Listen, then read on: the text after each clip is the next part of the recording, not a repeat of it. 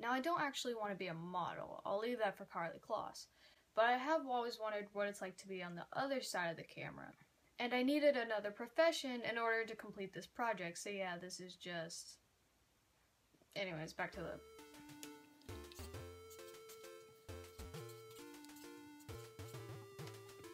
Models do things like display clothing.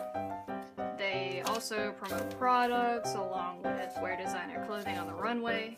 They also travel. And while doing all this, they have to maintain a portfolio. There isn't any educational requirements or certifications that you need to become a model.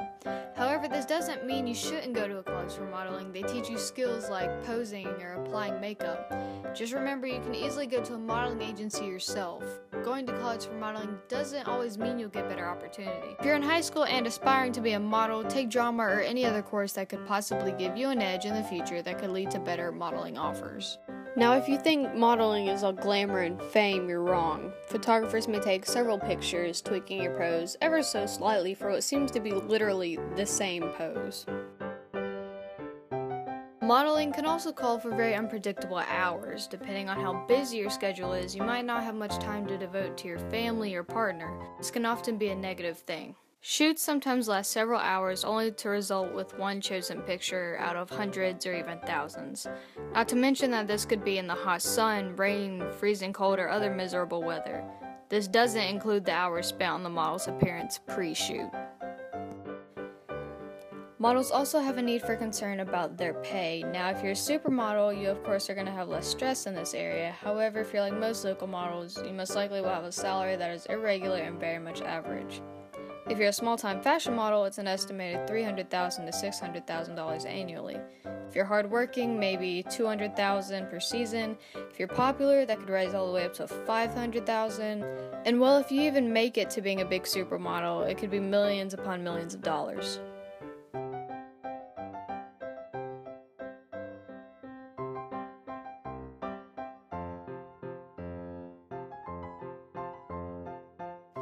Advancing in this career involves keeping your portfolio up to date and working regularly. Since your advancement depends on your previous work, it's important to keep working and keep improving that portfolio. Depending on who your clients are, you may want to invest time in learning a second language. This isn't a requirement, but if you often come into contact with people who don't speak your first language, maybe consider it. From 2012 to 2020, it's estimated that the job outlook for modeling is 15%, which is good.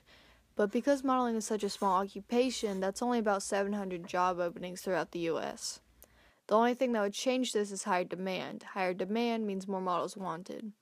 If you want to separate yourself from the crowd, you need to be creative, willing to do new things, and you need to keep your emotions in check. Nobody needs nor wants a model that can't perform a shoot because their emotions are in the way. You're also going to need good time management skills. Being able to plan travel, your shoots, etc. is very important. If you're like me and wouldn't find a modeling career to be fulfilling, maybe try acting or go into fashion design. But let's say I was interested in modeling. Where would I start?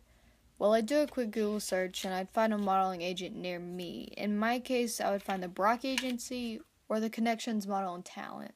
In most cases, you'll be surprised at how close you'll find agency locations. However, I would prefer to move elsewhere if I did pursue a modeling career.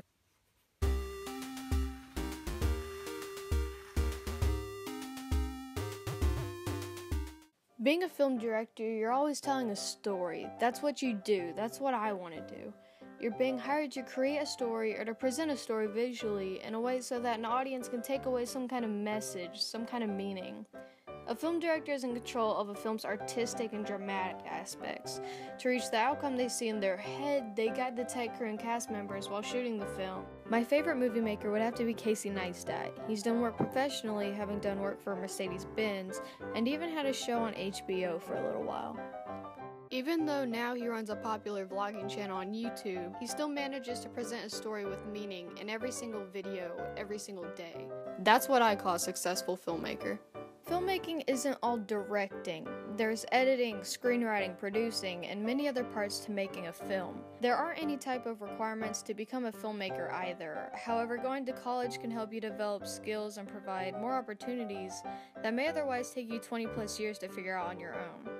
If you have the opportunity to take a class that has anything to do with the camera, take it. Any experience is better than no experience. As a filmmaker, you need to believe in yourself, keep your ego in check, and make sure you're doing things because you love to, not because you get paid to. Being a filmmaker will consume a lot of your time, whether that be indoors or outside in any kind of weather. Time that may have been spent with family or friends, so it's best to make sure you love what you're doing. The film director needs to be able to hone the skill that is visual storytelling. They need to be able to take a script and make it a visual reality. Communication skills are also key. Making a movie is a team effort. If the director can't communicate properly to the team, then there's a huge possibility that the movie won't be what the director envisioned it to be. Although learning a second language isn't necessary, like modeling, it may make things easier if you don't have to hire a translator. If you want to move closer to the film industry, try making connections in LA, New York, Atlanta, Georgia, or Wilmington, NC. If you want to find somewhere that's big in film, all you have to do is look. The average pay for a film director is $90,300 annually. According to the BLS, the outlook between 2012 and 2020 for a filmmaker was only 3%. And with the high competitiveness of the film industry, it may prove difficult to become very successful. To achieve success and grow in the film industry, you have to make the connections, be polite to people that could afford opportunity, and put your best foot forward. Make your films the best you can, and if it pays off, people will come to you, not the other way around. Filmmaking is a challenge, but it's what I want to do. I hope you enjoyed this video.